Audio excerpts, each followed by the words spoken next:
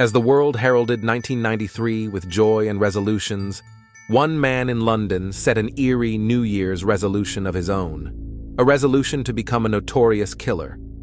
His target? Unsuspecting men in the gay community.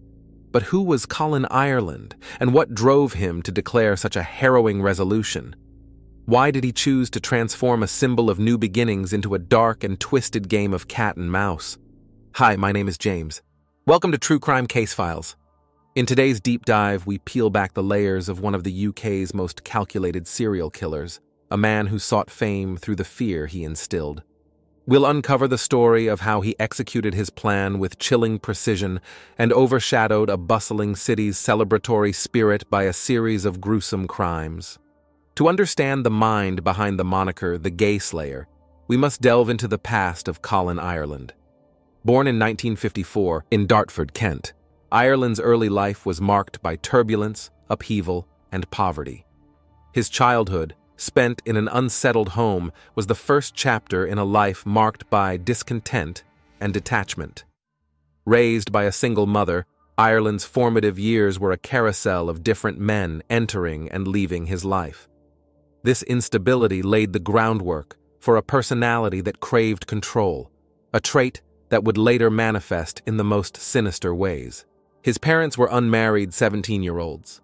His father left soon after his birth, and Ireland didn't know his identity.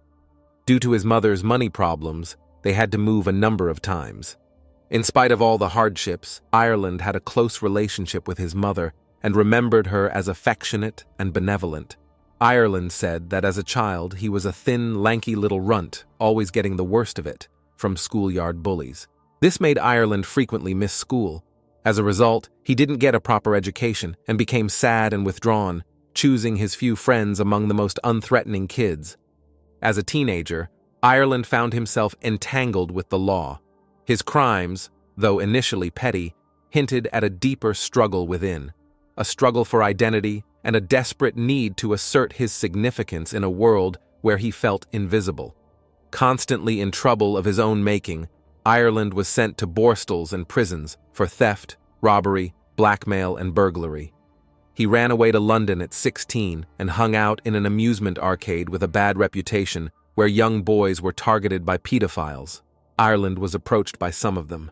Besides, one of his jobs was a bouncer on a gay club. That's where his understanding of gay subcultures came from.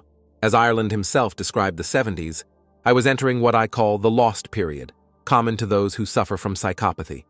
In between custodial periods, a lot of the 70s were a blur.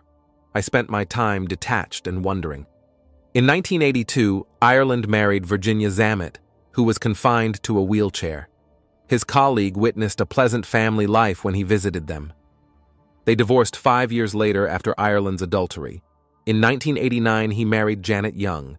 He was abusive and after 4 months left his wife abruptly when she was away for the weekend, stealing over £10,000 from her account and leaving her completely broke. He moved to Southend-on-Sea, Essex, roughly 60 kilometers east of London, and lived in a hostel there.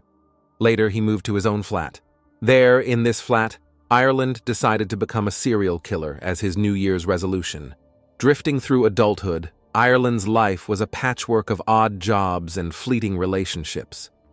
But beneath this veneer of normalcy, there was a growing fascination with infamy and a desire to etch his name into criminal history. Ireland immersed himself in the dark world of serial killers. He studied them, not with a sense of horror, but with an analytical eye. What made them tick?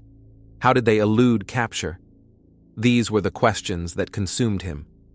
He spent many hours reading about serial killers and learning about geographic profiling, hence deciding to commit his murders far away from his home. A killer usually commits crimes in a certain radius of about 7 miles from his home. That's why Ireland chose London for his crime scene. He also planned to have at least 5 victims, because he had read that a person needs to have such body count to qualify as a serial killer. The year 1993 witnessed a terrifying series of crimes that shook the core of London's LGBTQ+ community. Colin Ireland, a man whose unassuming demeanor masked a sinister agenda, embarked on a calculated campaign of terror, meticulously planning and executing a series of murders with chilling precision. Ireland's hunting ground was the vibrant gay scene of London. He frequented the Colin pub, a known gay bar, seeking out his potential victims. Here, amid the pulsing music and crowded dance floor, Ireland would select and study his targets, plotting their fates with cold detachment. Ireland sought men who liked the passive role and S&M, so he could easily restrain them as they believed it was a sexual game. Members of the pub would wear color-coded handkerchiefs to indicate their sexual proclivities. Ireland was posing as a dominant partner. His first victim, Peter Walker, was a 45-year-old choreographer. Ireland met Walker at the Colin, and what started as a night of perceived intimacy quickly turned into a nightmare. Walker's body was discovered in his apartment, revealing the horror of Ireland's actions. Bound, gagged, and suffocated by a plastic bag placed over his head, Walker's death was just the beginning of Ireland's gruesome spree. Ireland placed 2 teddy bears in a sexual position on Walker's body and burned some of his pubic hair so he could smell it.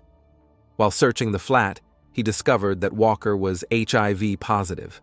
Enraged, Ireland stuffed a condom into Walker's mouth and another one into his nostril. Each crime scene told a story of meticulous planning and ruthless execution. He carried a murder kit, a rope, handcuffs, and a change of clothing. Ireland left little evidence behind, confounding the police and instilling a growing sense of fear within the community. He was methodical, ensuring each scene was thoroughly cleaned, removing any traces that could lead back to him. He also stayed in the flat till morning to avoid suspicion from leaving in the middle of the night. To describe the nights after his murders, Ireland said, "I think that affected me mentally to quite a degree, sitting with his body for 5 to 6 hours, watching him gradually get blotches, go cold. It wasn't something that I could cope with, to be honest." Ireland disposed of all the things he touched by throwing them out of a train window on his way back to Southend. When the police discovered the body, they assumed it was the result of a sexual game gone wrong. 2 months later, Ireland returned to the pub where he met 37-year-old librarian Christopher Dunn, who invited Ireland to his flat. Ireland tied, handcuffed, then beat and tortured his helpless victim before suffocating him by stuffing pieces of cloth into his mouth. After murdering him, Ireland used Dunn's PIN and bank card to withdraw $200 from his account. The police assumed it was an accident as a result of a sex game and didn't link his death to Walker's. Ireland was getting more and more confident as his New Year's resolution was coming together. Ireland met 35-year-old businessman Perry Bradley III at the Colin pub. He was the son of Texas Democratic Party fundraiser Perry Bradley Jr. In his Kensington flat, Bradley refused to be tied, but Ireland told him that he couldn't perform sexually without it. Bradley reluctantly agreed, and then Ireland told him that he was a thief and he just wanted his money and PIN. After Bradley gave Ireland his PIN, Ireland told him that he should try to fall asleep, as he wouldn't leave his flat till morning. Bradley did fall asleep, and Ireland realized that Bradley could identify him and strangled him. Then he placed a doll on top of the dead man's body. The heinous crimes of Colin Ireland not only sent shockwaves through the communities he targeted, but also captured the relentless gaze of the media. The press dubbed him the Gay Slayer, a moniker that sensationalized his horrific acts and underscored the homophobic undercurrents of the time. Within 3 days, on June 7th, Ireland was back at the Colin.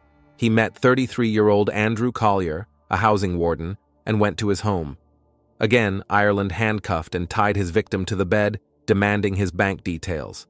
After killing Collier's cat, Ireland strangled Collier. He placed a condom on Collier's penis and fastened the dead cat's mouth over it, and put the cat's tail into Collier's mouth. On June 15th, Ireland's met Maltese chef Emanuele Spiteri. Aged 41, he cuffed, bound, and strangled his victim, then stayed in his flat watching TV and eating Spiteri's food. After cleaning the scene, Ireland set fire to the flat, but it only caused minor damage. As the body count rose, so did the alarm. The gay community, already marginalized, now found itself in the grip of a predator who walked among them, unseen, unknown, and deadly. But what was the motive behind these abhorrent acts? Was it a deep-seated animosity towards the gay community, or something more cold and calculated?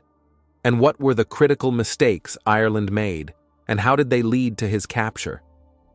As the death toll rose, London's Metropolitan Police found themselves grappling with a cunning predator. The investigation into Colin Ireland's crimes was a race against time, a complex puzzle that demanded not just diligence, but innovation in the face of a killer who seemed always one step ahead. Initially, the investigation faced significant challenges. Ireland's careful planning and meticulous cleanup at each crime scene left frustratingly few clues. The killer's methodical approach in disguising his identity and movements compounded the difficulty, turning the investigation into a labyrinthine task. Detectives were confronted with a disturbing pattern. All victims were men from the gay community, their bodies discovered in their own homes, a sign of trust, brutally exploited. This realization led to a focused investigation in London's gay scene, particularly around the Colin pub where Ireland hunted for his victims. The breakthrough came from meticulous police work and a stroke of luck. A forgotten fingerprint at a crime scene, a chance capture on one of London's first CCTV cameras. These were the pivotal moments that began to unravel Ireland's web of deceit. When Ireland was in Andrew Collier's flat, they heard a noise outside and came up to the window. Ireland gripped a horizontal metal bar across the window and forgot to wipe it off. The police then found these fingerprints. And finally, Ireland was captured on CCTV. Some witnesses said Spiteri left Colin with a man. Then police traced his route home. His train journey went through Charing Cross Station, fitted with one of London's first CCTV cameras. Each piece of evidence was a precious key, unlocking parts of a puzzle that Ireland thought he had so carefully hidden. But what was it that finally led to Ireland's downfall? How did the police connect the dots in a case that seemed to defy resolution? The relentless pursuit of justice in the Colin Ireland case turned a crucial corner with a single, seemingly innocuous phone call. Ireland, emboldened by his actions, made a call to the police, taunting them about his crimes. The day after Peter Walker's murder, having heard no news reports of his crime, he anonymously called the Samaritans and the Sun, telling them that he had murdered Walker and locked his dogs in another room. Later, the police received a call from Dunn's killer taunting them because they had failed to link his death to Walker's. In his next anonymous call to the police, he asked, "Are you still interested in the death of Peter Walker? Why have you stopped the investigation? Doesn't the death of a homosexual man mean anything? I will do another. I have always dreamed of doing the perfect murder." After Collier's death, Ireland called Kensington police and said that he had killed 4 men and they had to stop him. He told the police that he had read many books on serial killers and said, "If you don't stop me, it will be one a week." He told the police that he had studied the FBI manual, that is, Whoever Fights Monsters, by ex-FBI agent and serial killer specialist Robert Ressler. "I have got the book," he said. "I know how many you have to do." Ireland later said that the TV crime series, The Bill, had also given him many of his ideas and police evasion methods. Forensic psychologist Professor Michael Brooks said, "Just because you read books about serial killers doesn't mean you have any interest in becoming a serial killer yourself. But if that is your motive, then actually reading books can give you an awareness of the ways in which serial killers have acted in the past." Armed with this new evidence, the police intensified their efforts. A suspect started to take shape from the shadows. It was a breakthrough moment in the investigation, a lead that they desperately needed. On 19th of July, 1993, Ireland went to his solicitor. He said that he was on the CCTV, but that he had not killed Spiteri. He went to his flat for sex, but there was another man. He didn't want a threesome and left.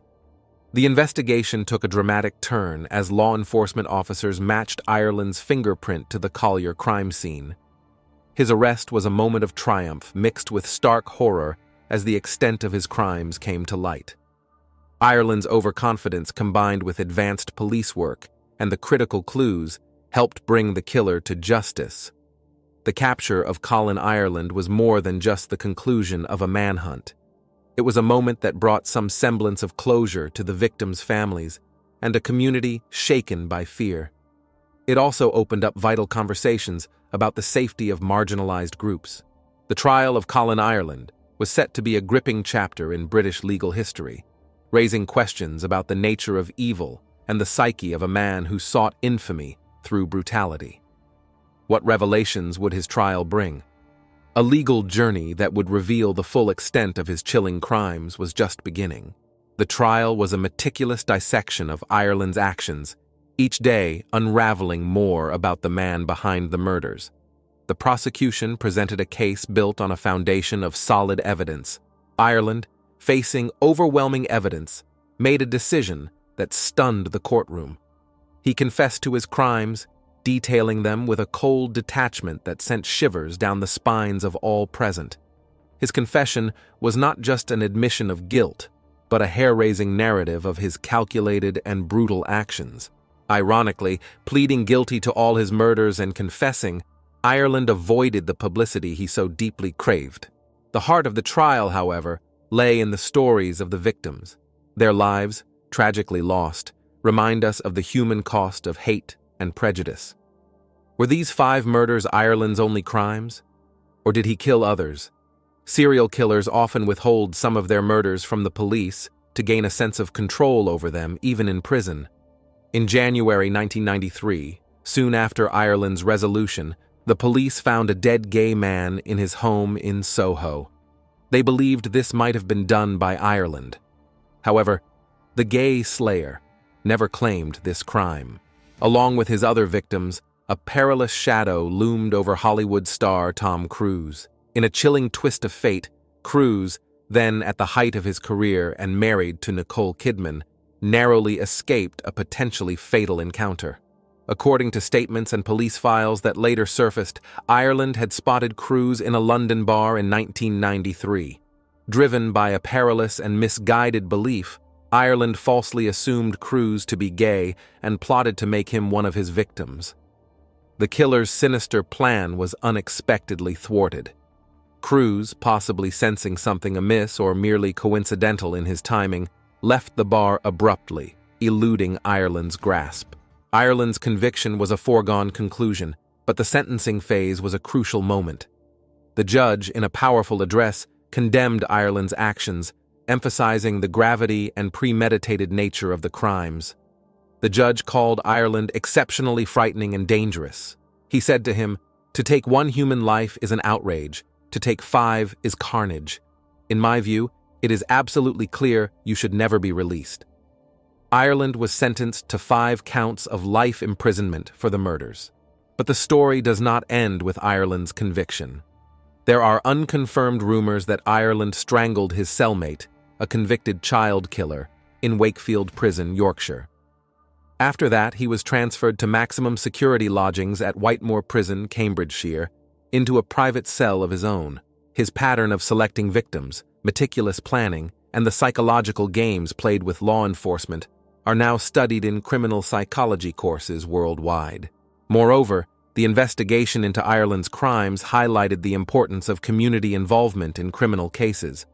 The breakthroughs in this case were a result of not just police work, but also the cooperation of the community, which had been terrorized by his actions. Ireland's case became a catalyst for discussions about homophobia and hate crimes.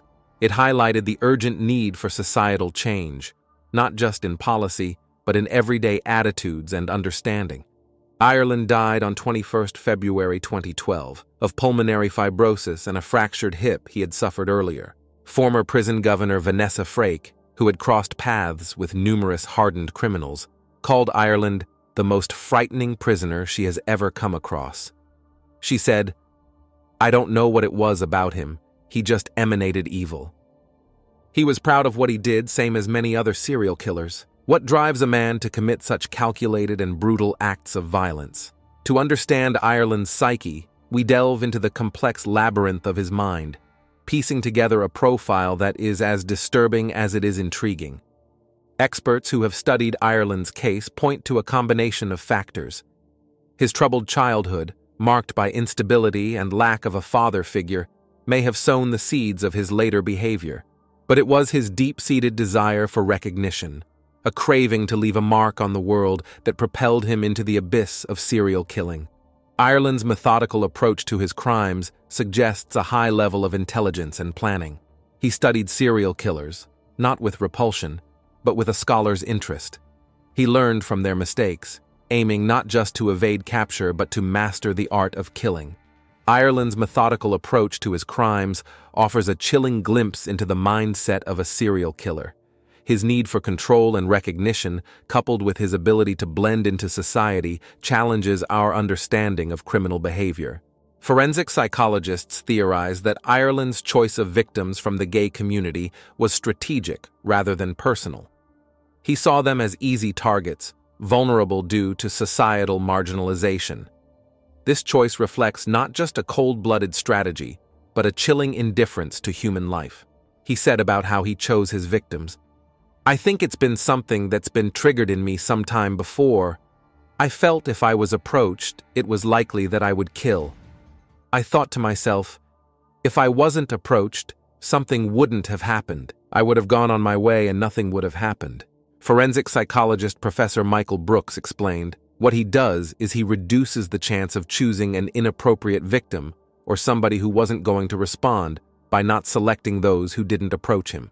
Perhaps the most terrifying aspect of Ireland's psychology is his lack of remorse. His confessions were devoid of emotion, his recounting of the crimes clinical.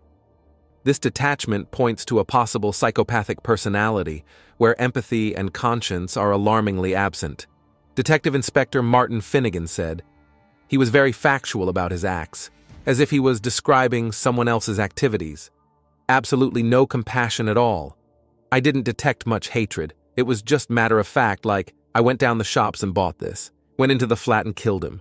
In most cases, the murderers who kill gay people are gay themselves, and those blatantly homophobic are often secretly gay. Was it really a plausible excuse for Ireland to give in to his secret emotions? Ireland compared the buzz of his first kill to that of losing his virginity. Maybe these hidden feelings brought this simile to his mind. Was Ireland just dishonest with himself and others, trying to hide what he really couldn't control? Ireland said he was heterosexual and didn't touch or have sex with the men he killed. However, it's difficult to imagine that at least 5 people invited him to his flat for sex, undressed, and let Ireland tie them without even a single kiss. Can a person even decide to become a serial killer as a career just for the sake of it without any ulterior motives? And choose the specifics of his crimes by pure logic? Or is it something deeper? Or was theft the real reason of Ireland's crimes and murdering his victims was a calculated move to prevent them from identifying him later? There's inconsistency in Ireland's story about the murder of Perry Bradley. He said that he had promised Bradley to leave him alive, but then it occurred to him that Bradley could identify him. This narrative strongly contradicts with his whole intention of choosing his victims for murder to gain fame from becoming a serial killer. Was Ireland just exploiting homophobic moods in the society to mask the mercenary nature of his crimes, hoping that it will win him sympathy of the public and reduce the term of his imprisonment? Or was there more than one reason, perhaps all of them combined? Tell me your thoughts in the comments below. Share your perspectives and let me know what other cases you'd like me to explore. Until next time.